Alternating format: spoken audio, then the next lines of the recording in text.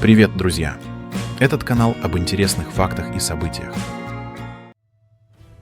Чья кровь старше? Кто из них первым встал рядом с человеком у первобытного костра? Споры об этом не утихают десятилетиями. Туркмены назовут своего алабая самым древним псом на земле. Казахи с гордостью ответят, что именно Табет сопровождал великие орды кочевников. Узбеки укажут на мощь своего Барибасара, а таджики — на выносливость Сагид Ахмарда. Истина в том, что границы государств менялись, империи рождались и обращались в прах, а Великая Степь и бескрайние горы Центральной Азии всегда оставались едиными. И собаки здесь — это не породы в привычном выставочном смысле этого слова. Забудьте о родословных на бумаге, о кубках и медалях. Забудьте об экстерьере, выведенном ради красоты. Мы входим в мир аборигенных волкодавов. Это не домашние любимцы, а первобытная сила, выточенная тысячелетиями жестокой эволюции, пронизывающим ветром и натиском хищников. В их мире нет места слабости. Здесь цена ошибки — это гибель отары, разорение семьи пастуха или гибель самой собаки.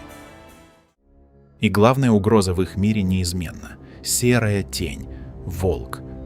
Многие ошибочно думают, что волкодав охотится на волков. Нет, волкодав — это щит. Его главная задача — предотвратить нападение, создать непроницаемый периметр вокруг стада. Это противостояние нервов, тактика и геометрия ночного дозора. Схватка с диким хищником — это всегда крайняя мера, потому что павший пес отару не защитит. Но если столкновение неизбежно, в дело вступает психология, которая отличает аборигенного стража от любой другой собаки. Волк прагматичен и высоко интеллектуален. У него нет морали и героизма. Он хочет есть, и он отступит, если поймет, что добыча обойдется слишком дорого. Для дикого волка серьезное ранение означает неспособность охотиться, а значит, неминуемую гибель от голода. У волкодава же нет возможности отступить, за его спиной отара и его человек. Психология этой собаки проста и фатальна. Она готова отдать свою жизнь, не сделав ни единого шага назад. И волки чувствуют эту решимость. Столкновение этих двух стихий — это битва не силы укуса, а битва духа. Для понимания сути аборигенных собак важно знать их заводских потомков. Ранее на канале вышли подробные разборы кавказской и среднеазиатской овчарок, а также турецких волкодавов, включая кангала. Кто пропустил эти видео, рекомендую ознакомиться для полноты картины. Сейчас же мы отходим от селекционных стандартов и идем к истокам, к аборигенным собакам, к настоящему фундаменту породы. Если вы разделяете такой подход к кинологии, лучшей поддержкой для развития канала будет ваша подписка, комментарий или репост видео. Это помогает нам делать более качественный материал.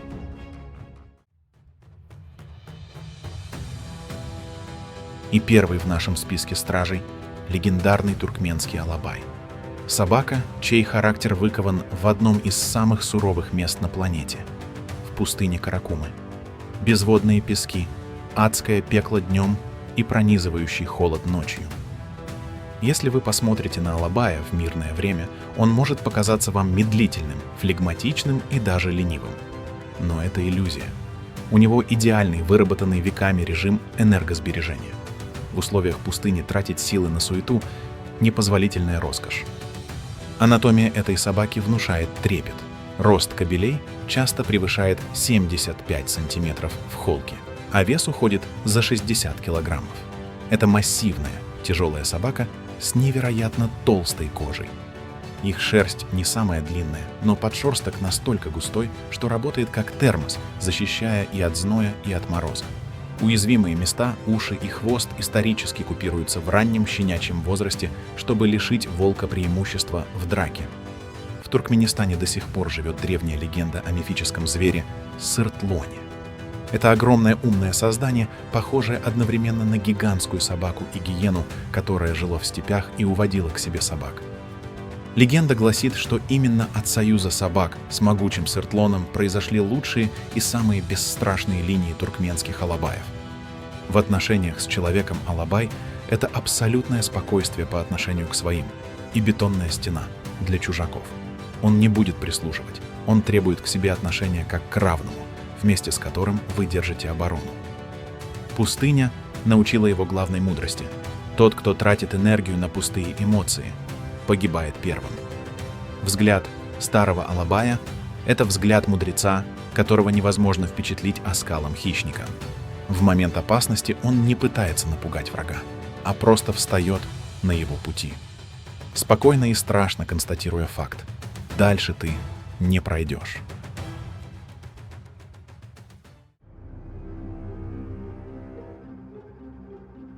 Но если пустыня требует экономии сил, то Великая степь требует скорости и размаха.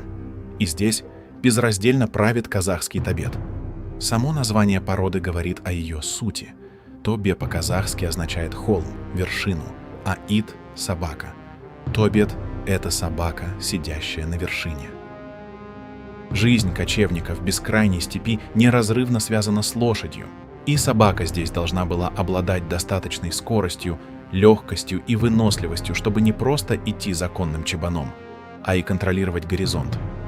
Именно поэтому табет, как правило, чуть более высоконогий, подтянутый и атлетичный, чем тяжелые пустынные собратья. Их рост также превышает 70 сантиметров, но конституция более сухая. У них мощная грудная клетка для длительного бега и поразительно острое зрение. Забравшись на самый высокий холм, табет способен заметить приближение угрозы за несколько километров. Историческая ценность этой собаки для казахского народа подтверждается наскальными рисунками в Алматинской области, где сцены охоты с крупными псами были выбиты в камне тысячи лет назад. Тобет — это охранник, навигатор и компаньон. Он работает в полном симбиозе с человеком-всадником. В отличие от тяжелых собак-засадников, тобет часто работает на опережение. Увидев хищника, он срывается с места, чтобы перехватить угрозу далеко от стада, не давая волкам даже приблизиться к овцам. Срываясь в ночную темноту Великой степи, этот пес прекрасно понимает, что может не вернуться. Но в мире кочевников исторически не было каменных замков, и поэтому табет сам стал этой живой, невидимой крепостью, единственной стеной, отделяющей жизнь от тьмы до самого рассвета.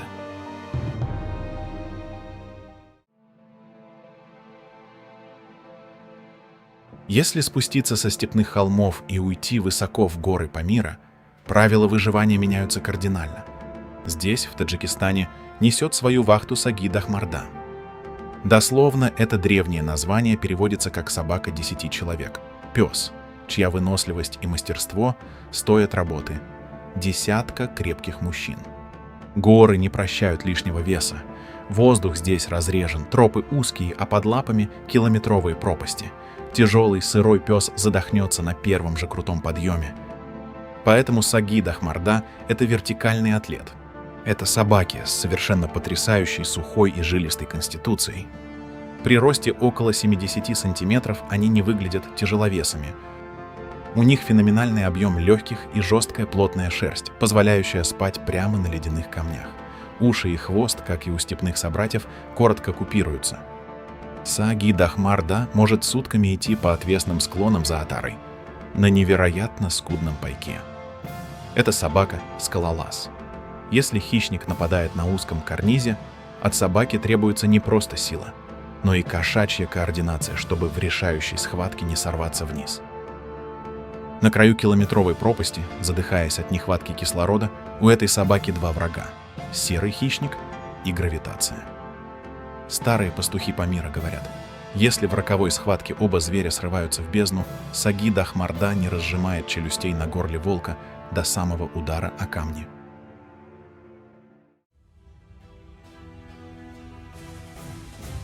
В предгорьях и долинах Узбекистана живет собака, чье имя звучит как приговор. Бори-басар. Бори — волк, басар — давить. Тот, кто давит волка. Узбекские волкодавы выделяются мощнейшим костяком и тяжелой монолитной архитектурой тела. Это крупные псы свыше 70 сантиметров в холке с короткой, но чрезвычайно густой шерстью. Их отличительная черта — невероятно мощная шея и широкая челюсть, созданная для одного единственного фатального захвата. Но главная рабочая суперсила Бори-басара — это его безмолвие. Настоящий аборигенный волкодав не тратит энергию на истеричный лай. Он не пытается напугать врага шумом. В домашней обстановке, рядом с семьей пастуха, Бори-Басар может казаться абсолютно флегматичным, спящим великаном.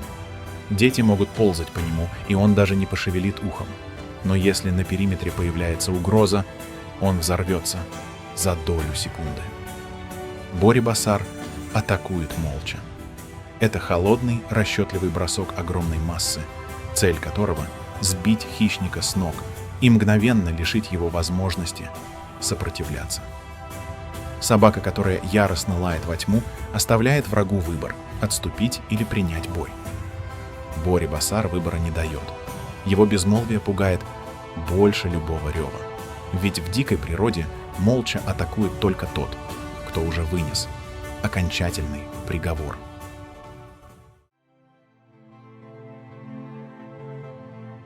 Южнее, за перевалами Гиндукуша, там, где природа не оставляет шанса слабым, идет за кочевыми караванами афганский кучи. Пожалуй, это самая дикая и малоизученная ветвь среднеазиатских волкодавов. Кучи — это броня кочевника. Их внешность продиктована экстремальными перепадами температур и постоянной жизнью в пути. Их шерсть часто более грубая, лохматая, она висит тяжелым панцирем, защищая не только от ледяных ветров, но и от клыков. Под этим панцирем скрывается сухое, феноменально выносливое тело. Это даже не собака в нашем привычном понимании. Это независимый хищник, который однажды заключил с человеком временный пакт о ненападении. В их глазах нет желания угодить, в них холодный, отчужденный огонь дикого зверя. Пастухи делятся с ними лепешками, но часто эти собаки сами добывают себе пропитание в пути, охотясь на сурков или мелкую дичь. Это первобытные, невероятно резкие и предельно недоверчивые к посторонним стражи. Кучи — живой осколок первобытного мира, который так и не удалось приручить до конца.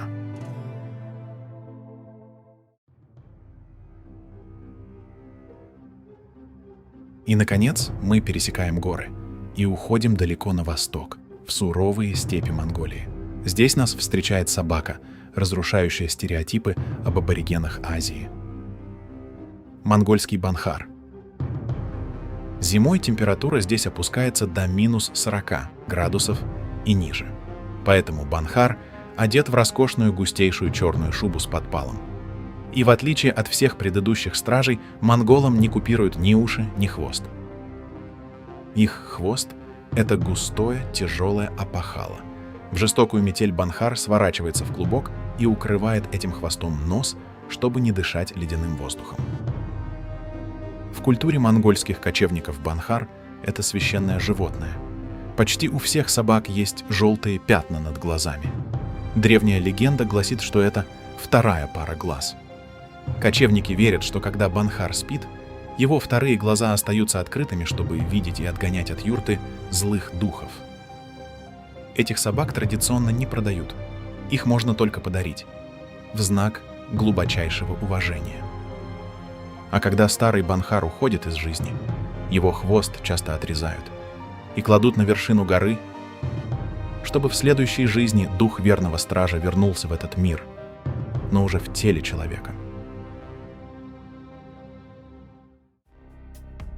Все эти собаки — шедевры природы, и именно поэтому их появление в современном городе часто оборачивается трагедией. Городской житель, впечатленный их мощью, покупает такого щенка в квартиру, ожидая получить послушного плюшевого медведя, который будет приносить тапочки за кусок колбасы. Но аборигенный волкодав не служит. У него нет потребности заглядывать вам в глаза в ожидании команды. Его интеллект веками затачивался на то, чтобы принимать решения самостоятельно. Ведь когда в темноте на отару нападает стая волков, у собаки нет времени ждать приказа хозяина. Квартира для такой собаки — это бетонный карцер. Гладкий ламинат и недостаток многокилометровых нагрузок приводят к болезням суставов. Отсутствие работы и избыток еды превращают атлетов в инвалидов с ожирением, а сенсорный голод закрытого пространства ломает их психику. Если у вас нет внутреннего стержня, Если вы не готовы быть строгим, но справедливым старшим партнером, волкодав просто не признает в вас вожака. Это собаки не для самоутверждения.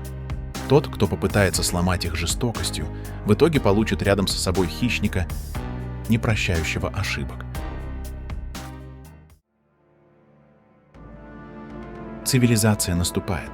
Место конных чабанов занимают квадроциклы и дроны.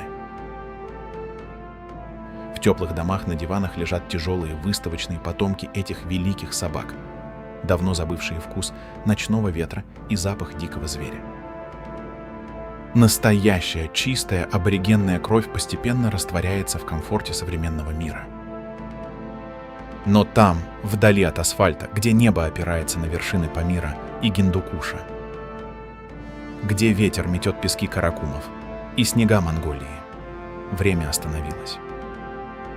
Пока на земле остаются дикие просторы, пока серые хищники выходят на охоту, а пастухи уводят свои отары за горизонт, рядом с ними, след в след, всегда будет идти безмолвная тень, непреклонный, суровый и преданный страж. И пока они идут вместе, древний договор между человеком и природой остается в силе. А чей дух из этих великих воинов ближе вам, решайте сами. Канал молодой, и мы делаем ставку на честность, а не на хайп. Поддержите видео комментарием, отправьте друзьям и подпишитесь. Ваша активность – главная опора проекта. Спасибо и до встречи в следующих видео.